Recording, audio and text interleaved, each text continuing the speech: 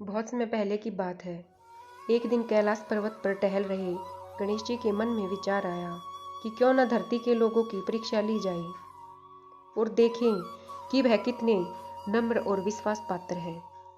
उसके बाद गणेश जी अपने माता पिता की आज्ञा लेकर धरती पर एक गांव में प्रकट हुए।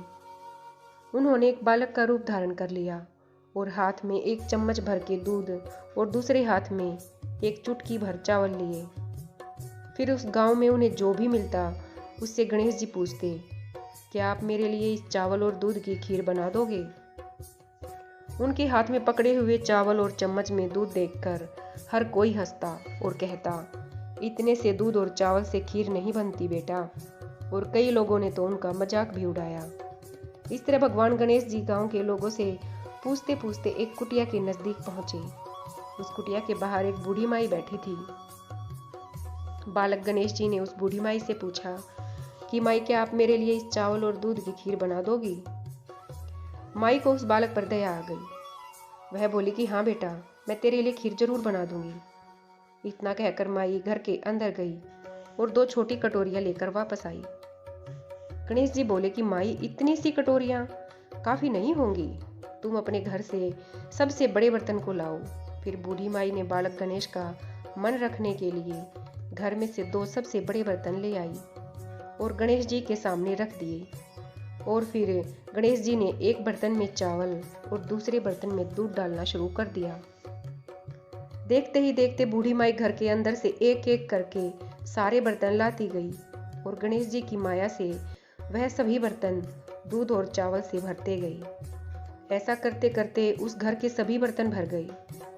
अब भगवान गणेश जी बोले, माई, अब तुम खीर बनाकर रखो, मैं घर के पीछे वाले कुएं पर स्नान करके आता हूँ। माई के मन में एक सवाल आया। वह बोली, बेटा, मैं इतनी खीर बनाकर क्या करूँ? इस पर बालक गणेश जी बोले कि माई, तुम गांव के सभी घरों में खीर खाने का निमंत्रण दे देना। आज पूरे गांव में खीर की दावत होगी। अपनी बात पूरी करने के बाद भगवान गणेश जी स्नान के लिए चले गए। माई ने गांव के सभी लोगों को न्योता दे दिया और उसे न्योता देता देखकर गांव के लोग कानाफूसी करने लगे कि इस गरीब बुढ़िया के पास कल तक खाने के लिए कुछ भी नहीं था, लेकिन आज सबको न्योता दे रही है। फिर भी माई का उत्साह देखकर गांव के सभी लोगों ने वह न्योता स्वीकार कर लिया। न्योता देने के बाद माई अपनी कुटिया में जाकर खीर बनाने लगी और गणेश जी की माया से खीर इतनी अच्छी बनी थी कि उसकी भुनी भुनी खुशबू पूरे गांव में फैलने लगी। माई खीर बनाने के बाद कुछ देर के लिए बाहर गई। तभी पास ही में रहने वाली उसकी बहू खीर की खुशबू सूंघते सूंघते वहां पर आई। उसने देखा कि खीर चूल्हे पर चढ़ी हुई है और माई घर पर नहीं है। खीर की खुशबू की वजह से बहू से रहा नहीं गया। उसने 2 कटोरियों में खीर निकाल ली और एक कटोरी से घर में रखी भगवान गणेश जी की मूर्ति को भोग लगाया और दूसरी कटोरी लेकर दरवाजे के पीछे बैठकर खाने लगी। कुछ समय बाद बूढ़ी माई ने घर से ही स्नान करने गए बालक गणेश जी को आवाज लगाई और गणेश जी वहां पर तुरंत हाजिर हो गई।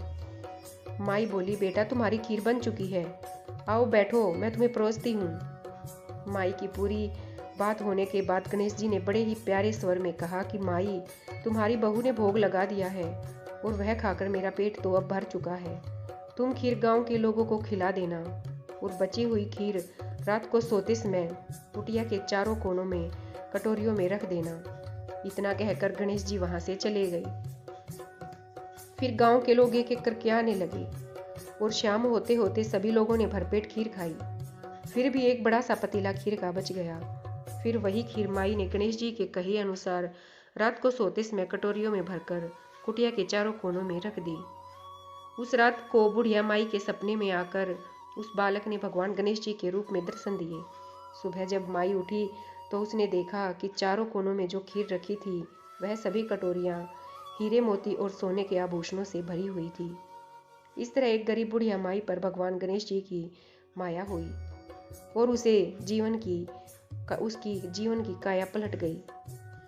हे गणेश जी, जिस तरह आपने बूढ़ी माई पर माया की, उसी तरह माया इस गणेश जी की कहानी को सुनने वाले पर करना और अगर कोई गलती हो गई हो तो हमें क्षमा करना। जय गणेशाय नमः।